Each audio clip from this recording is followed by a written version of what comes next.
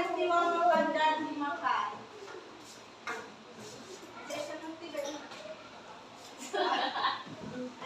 Jadi pengertian rantai makanan itu adalah rantai makanan adalah hubungan makan dan dimakan antar makhluk hidup berdasarkan urutan tertentu di dalam suatu ekosistem. Selanjutnya, apa saja sih komponen-komponen ekosistemnya? Yang pertama itu ada komponen abiotik.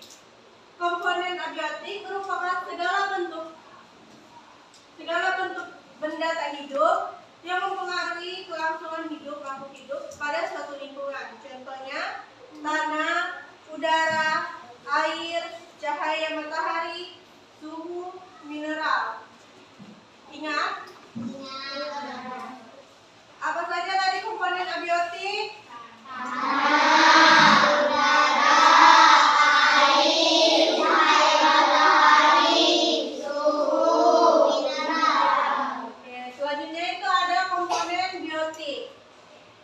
Komponen biotik merupakan suatu makhluk hidup yang terdapat pada suatu lingkungan. Contohnya, yang pertama itu ada produsen, konsumen, dan dekomposer atau pengurai.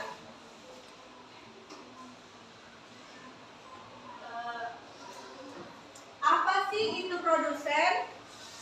Produsen itu ialah kelompok makhluk hidup yang dapat menghasilkan sendiri makanannya. Contohnya yaitu tumbuhan bisa rumput, bisa jadi padi, bisa alga dan lain-lain. Selanjutnya itu apa itu konsumen? Kelompok makhluk hidup yang terdapat menghasilkan sendiri makanannya.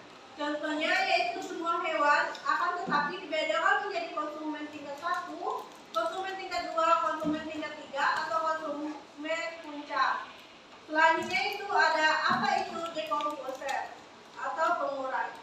Kelompok makhluk hidup atau organisme seperti jamur, bakteri pembusuk, dan cacing untuk menggunakan sisa tubuh makhluk hidup yang sudah mati atau mengembalikan nutrisinya ke dalam tanah yang akan digunakan tanaman untuk berfotosintesis.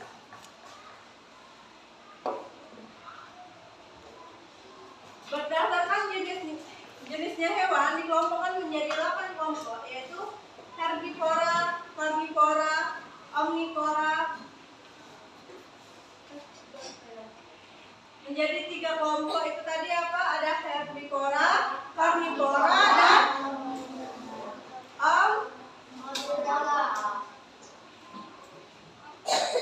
Contoh peran dalam rantai makanan. Yang pertama itu ada tumbuhan hijau. Tumbuhan hijau seperti rumput, padi, pohon, alga, dan lain-lain berperan sebagai produsen.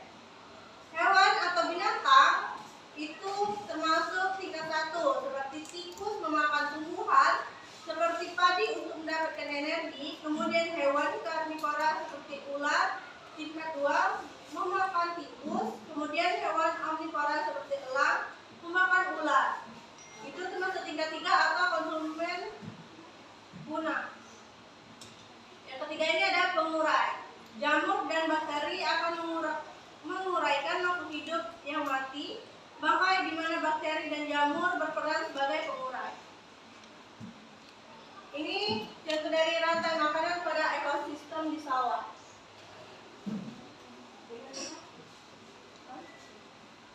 Ada yang tahu ini di depan ini ada hewan apa aja? Dari sini. Tikus, ular, elang, jamur, rumput atau padi. untuk rantai makanan pada ekosistem hutan, sini tahu? Dari sini pertama itu Rumput,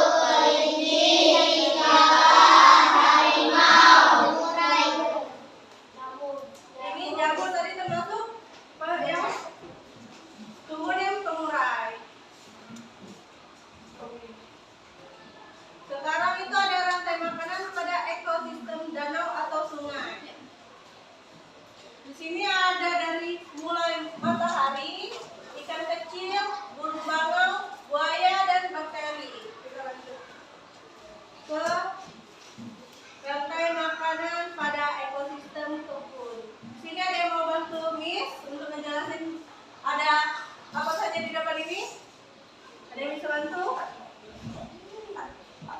Udah? Ya. Angkat tangan. Ayo angkat tangan yang tahu yang ada di depan ini. Dari sini yang bisa dijelasin. Iya di baca bedanya. Iya baca be. Udah masuk biar udah baca be. Oke.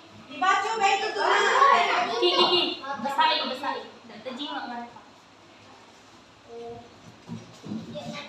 Nah, mana mulainya? Mulainya dari bakteri.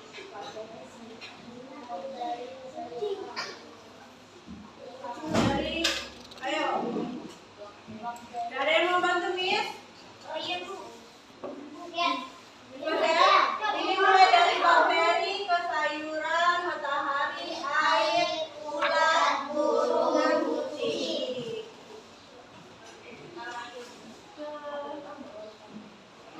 Eca, Apa? Minta tolong Eca. Kalau lagi senang, benar sampai dia juga. Oh, iya. nah, ini video ini. Kau mesti kreatif Pak.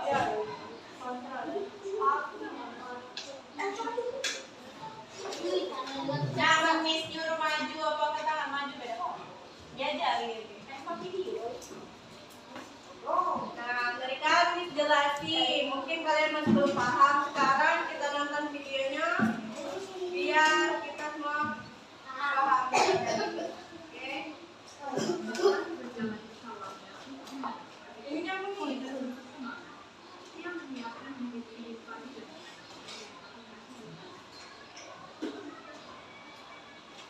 Pulsa. Ia merawat. Capek. Aktani berjalan ke sawahnya untuk menanam padi. Dengan penuh semangat, ia menyiapkan bibit-bibit padi dan menanamnya dengan hati-hati di tanah yang subur. Setiap hari, ia merawat padinya, menyirami dan membersihkan gulma agar tumbuh subur dan sehat. Musim tanam berjalan lancar, dan padi mulai menghijau, menunjukkan tanda-tanda akan segera siap dipanen. Namun, suatu malam, datanglah segerombolan tikus. Mereka keluar dari sarang dan mulai memakan padi yang telah susah payah dirawat oleh Pak Tani. Tikus itu merusak sebagian besar tanaman, membuat Pak Tani merasa khawatir. Tapi Allah memiliki cara untuk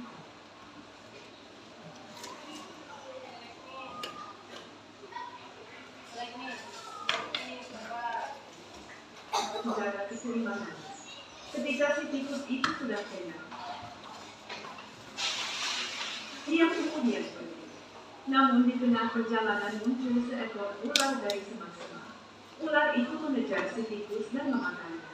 Setelah selesai memakan tikus, si ular melanjutkan perjalanannya.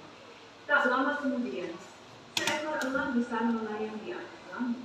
Ia melihat ular yang sedang bergerak lambat karena sudah kenyang. Ia kemudian terbang rendah dan memangsa ular tersebut. Namun, pada suatu hari, datanglah seorang pemburu. Ketika melihat elang terbang di langit, ia mengarahkan senapannya dan menembak elang tersebut hingga jatuh ke tanah. Elang itu mati, dan tubuhnya perlahan-lahan busuk. Beberapa hari kemudian, hewan-hewan pemurah seperti cacing datang. Mereka mulai bekerja menguraikan tubuh elang. Cacing-cacing dan mikroorganisme lainnya memakan sisa-sisa tubuh elang, mengubahnya menjadi bumi yang kaya nutrisi. Hasil penguraian itu membuat tanah di sekitarnya menjadi subur. Berkat tanah yang semakin subur, tanaman di sawah Pak Tani menjadi tumbuh subur dan maju. Pak Tani pun tersenyum, menyadari bahwa semua bagian dari kesuksesan, dari tikus, ular, elang, hingga cacing, memiliki perannya masing-masing dalam menjaga keseimbangan alam di sawah. Dengan suburnya tanah, Pak Tani kembali mendapatkan di sawah pun terus bertumbuh.